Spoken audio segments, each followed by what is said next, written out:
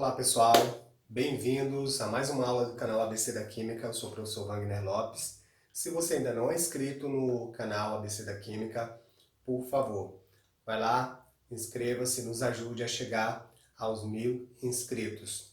Na aula de hoje, que é a continuação, vamos abordar lei de Hess. E hoje nós vamos aplicar aquilo que nós vimos lá na introdução. Já vamos resolver uma questão mais simples, depois nós vamos pegar uma outra questão já com outra característica, aplicando a lei de Hess. Então, eu quero começar aqui dando duas dicas práticas que eu considero muito importantes. Além daquelas outras que nós já falamos, essa daqui é bem importante na hora de você resolver a questão. Então, primeiro, veja quais são as substâncias que não aparecem na equação global. A equação global você já aprendeu a identificar. É aquela que não tem o ΔH, ela costuma ser a primeira ou a última, ok? Por que é importante saber quais substâncias não aparecem na equação global? Porque elas vão ser canceladas na hora que a gente somar as reações intermediárias.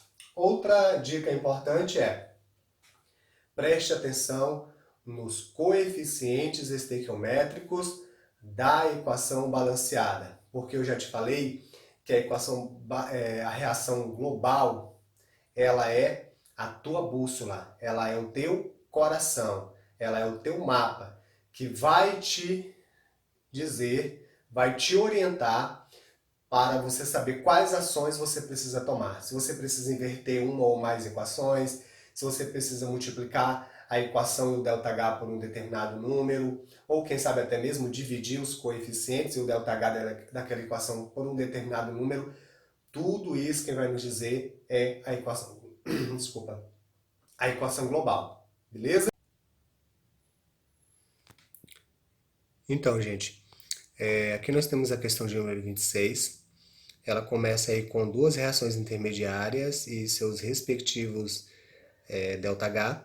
E depois nós temos essa equação que não tem o ΔH. Como você já sabe, essa equação que não tem o ΔH é a equação da reação global e as demais são das reações intermediárias.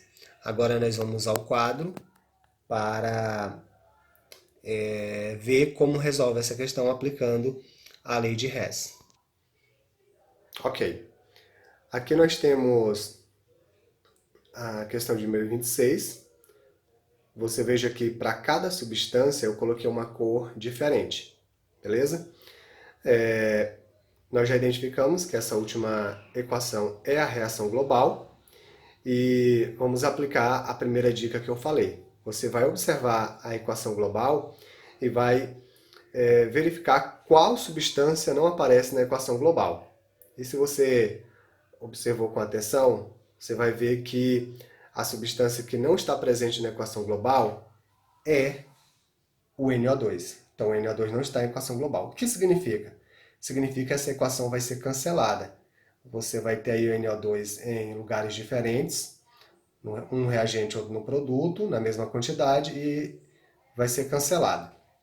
Outra coisa que eu falei para você prestar atenção é no coeficiente estequiométrico da equação balanceada. Então, nós temos 1 mol de N2, 1 de O2 e 2 de NO. Então, como eu falei, a equação global é a nossa bússola, é nosso guia, é o nosso mapa que vai nos dizer que ações a gente tem que tomar. Então, observe que a gente começa aqui tendo 1 mol de N2 e no primeiro membro, no reagente. Então, quando a gente vai para as reações intermediárias, a gente percebe que o N2 está na primeira equação. Então, se o N2 está na primeira equação, ou seja, no reagente, e na equação global ele também aparece no reagente, eu não preciso inverter essa equação. Outra coisa, a quantidade em mol é a mesma. Tem 1 mol lá na primeira etapa e 1 mol na equação global. Então, também não preciso multiplicar nem dividir os coeficientes da reação de número 1, a reação intermediária. Então, a conclusão que eu chego, analisando o N2, é que eu não preciso fazer nenhuma ação. Eu tenho que deixar a equação de número 1 do jeito que ela está. Agora, eu observo que o segundo reagente aqui da equação global é o O2. Só que tem um probleminha. O O2 aparece nas duas equações, na primeira e na segunda reação intermediária, e no mesmo lado, no reagente. Então, nesse caso, eu teria que somar 2 mais 1, teria que dar 3 mol. Como não tem 3 mol aqui, significa que em uma dessas equações, o O2 vai para o segundo membro. Eu já sei que não é na primeira, porque na primeira eu não precisei fazer nada. Então, nessa segunda equação, provavelmente nós vamos ter que inverter ela. Então, segura o O2, já já a gente fala do O2. No produto da equação global, nós temos 2 mols de NO. O NO aparece na segunda equação e está no reagente, enquanto que na equação global está no produto. E quem manda é a equação global. Então, o NO tem que aparecer no produto. O que me leva a concluir que eu vou ter que inverter a equação de número 2. Então, a ação que eu vou executar na equação número 2 é inverter. E por que eu vou inverter? Porque eu preciso levar o NO para o produto para poder ser compatível com a equação global depois que eu somar as duas reações intermediárias. Outro motivo para inverter a equação 2 é porque esse O2 não pode ficar aqui, senão vai dar 3 aqui na equação global. Eu vou ter que inverter essa equação. Então é somente isso. Manter a primeira e inverter a segunda. Então vamos ver como que vai ficar após a gente fazer essa alteração. Então, feita a alteração, eu mantive a primeira equação e a segunda eu inverti. O NO2 que estava no produto, eu levei para o reagente. E o NO que estava no reagente, junto com o O2, foi para o produto. O que a gente também tem que fazer com o ΔH? Inverter. Lá estava negativo. Depois que eu inverti a equação, ele ficou positivo. Lembra que eu disse que o NO2 não aparece na equação global e que ele ia ser cancelado? Então aqui está. Ó. Tem 2 mols de NO2 no reagente e 2 mols de NO2 no produto. Então 2 menos 2 é nada. Cancelou.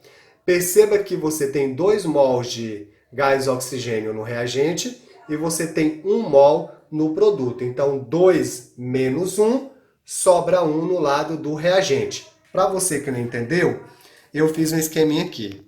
Ora, se eu tenho 2 moléculas de gás oxigênio no reagente e eu tenho uma no produto, quando eu faço a subtração, eu vou cancelar essas duas e ainda sobra uma no lado que tem a maior quantidade, que é o reagente. Então, depois você apenas desce aquela substância que não se repete, que não tem como cortar ou somar. Então, ficou 1 mol de N2, 1 mol de O2, que sobrou ali, e 2 mols de NO. Veja que deu exatamente a equação global que nós tínhamos lá no início. E agora que as reações intermediárias já estão devidamente organizadas e a soma delas resultou na equação global, agora a gente pode calcular o ΔH somando o ΔH1 e o ΔH2 das reações intermediárias, a gente vai achar o ΔH da equação global. Então, ficou mais 66, que é o ΔH da primeira reação intermediária, mais 113, o ΔH da segunda reação, já com o sinal trocado, e a resposta para essa equação é 179 kJ por mol, 179 positivo.